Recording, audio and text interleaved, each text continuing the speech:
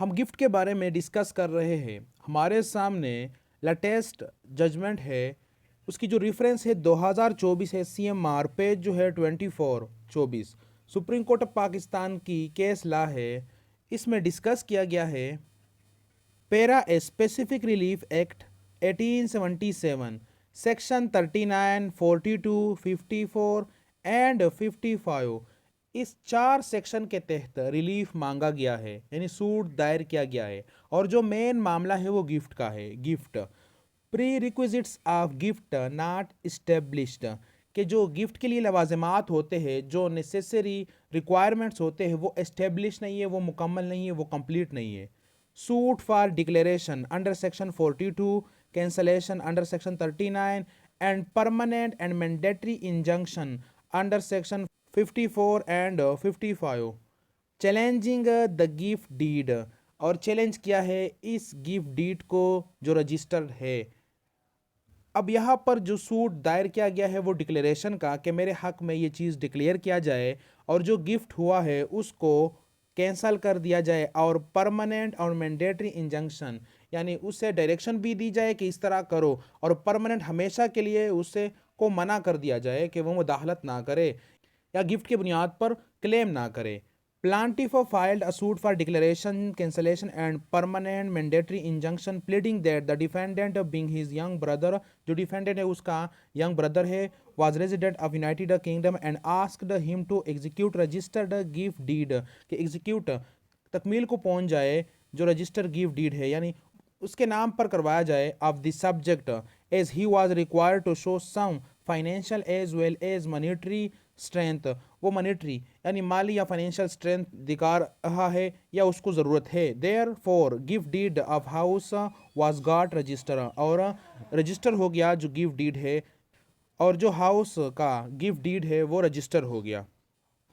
Subsequently, फिर after 20 years of gift deed, when defendant tried to get the property transferred in his name, 20 साल के बाद, यानी gift deed जो हुआ था उसके बाद 20 साल गुजर गए, फिर डिफेंडेंट ने ट्राई किया कि ये प्रॉपर्टी वो अपने नाम कर दे in the cantonment record, cantt के रिकॉर्ड में, on the basis of gift deed, इस गिफ्ट डीड के बुनियाद पर ही फाइल्ड द सूट, फिर उन्होंने मुकदमा दायर कर दिया। Defendant thereafter after more than 1 year of filing of the plaintiff's suit filed his own suit for possession of the house. Defendant ने प्लांटिफ के दावा दायर करने के 1 साल बाद दावा दायर कर दिया, किसके लिए? पोजेशन के लिए, ऑफ द हाउस, कि मुझे कब्जा दिया जाए। और जो प्लांटिफ ने दावा दायर किया है वो ऊपर है, जिसमें ये 4 प्रे मांगी गई है। इन सेक्शन के तहत रिलीफ मांगा गया है, और जो डिफेंडेंट है उन्होंने 1 साल के बाद सूट फॉर पोजेशन दायर की है कि गिफ्ट डीड के बुनियाद पर मुझे कब्जा दिया जाए। अब फिर क्या होता है कि first appellate court decreed the suit for possession filed by the defendant which decreed was maintained by the high court. फिर जो पोजेशन की सूट दायर की है डिफेंडेंट ने, वो एपेलेट कोर्ट और उसके साथ साथ हाई कोर्ट डिग्री कर देता है कि ठीक है, इस गिफ्ट के डीड पर आपको कब्जा दिया जाता है, यानी आपके सूट को डिग्री कर दिया जाता है, कबूल कर दिया जाता है। वैलिडिटी, अब क्या ये वैलिड हुआ है या नहीं? Admittedly, plaintiff and thereafter his legal heirs were in possession of the suit property till date, यानी जो प्लांटिफ है और उसके जो लीगल वरसा है अभी तक ताहाल वो मुतदाविया ज़मीन में काबिज है, उसकी पोजेशन कब्जा है।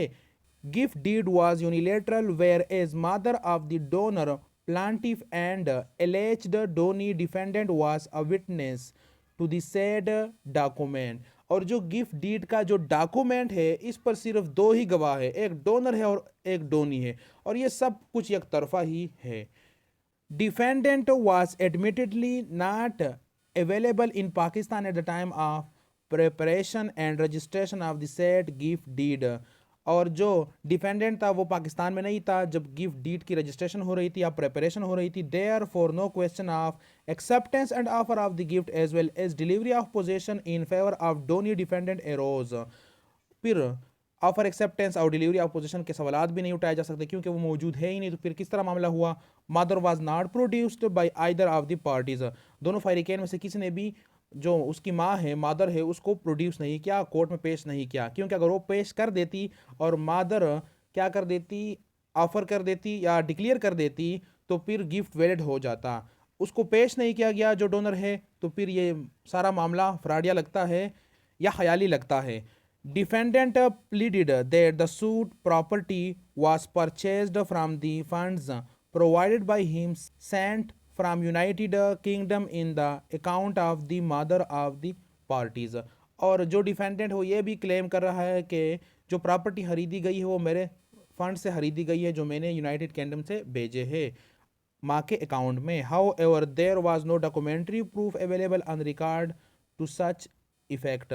और जो क्लेम कर रहा है उसके मुतल्लिक कोई भी डॉक्यूमेंट्री प्रूफ या एविडेंस मौजूद नहीं है रिकॉर्ड पर कि ये बैंक के स्टेटमेंट्स हैं और इस तरह मैंने ये पैसे भेजे हैं और ये प्रॉपर्टी खरीदी गई है इतने पैसे पर। तो the gift deed was a registered one but the ingredient of a valid gift mentioned in section 149 of Muhammadan law by D F Mulla were not fulfilled. जो मोहम्मदन लॉ है जिसमें गिफ्ट के रिक्वायरमेंट इंग्रेडिएंट बताए हैं वो यहाँ पर पूरे नहीं है। Therefore the plaintiff who challenged the gift deed and prayed for cancellation thereof was entitled to a decree. तो जो कैंसलेशन की प्रे मांगी गई है, सूट दायर की गई है, उसको डिग्री की जाती है क्योंकि यहाँ पर वैलिड गिफ्ट है ही नहीं तो गिफ्ट को मनसूख कैंसिल कर दिया जाता है।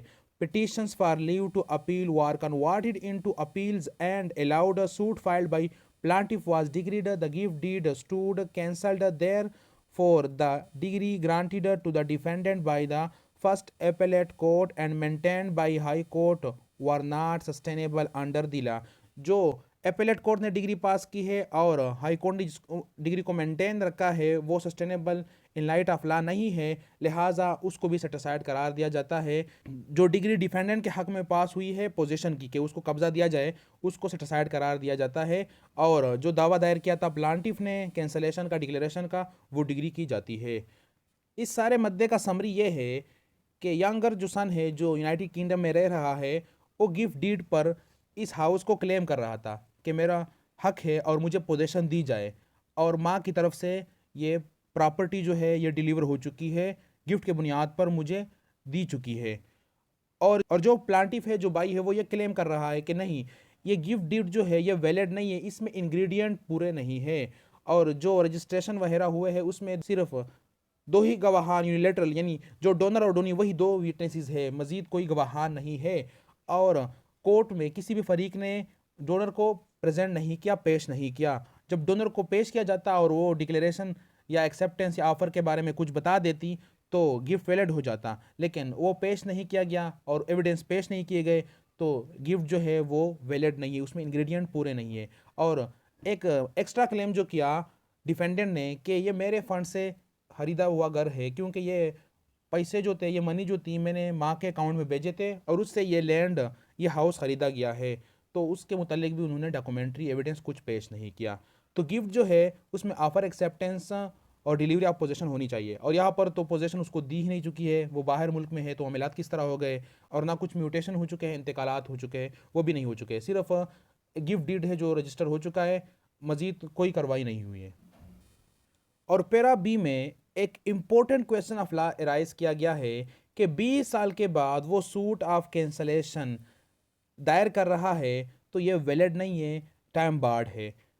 Para B specific relief act 1877 sections, limitation act 1908 section 3 gift deed, suit for declaration cancellation and permanent mandatory injunction challenging the gift deed limitation, cause of action accrual of.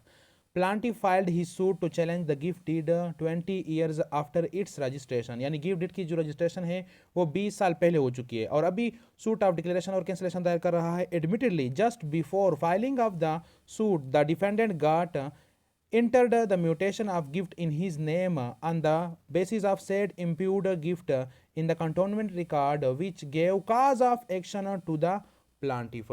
कि cause of action तब से शुरू होता है जब से defendant जो है उन्होंने इरादा कर दिया है कि मैं इस प्रॉपर्टी को ट्रांसफर कर दूं कंटोनमेंट रिकॉर्ड में अपने नाम पर गिफ्ट डीड के बुनियाद पर।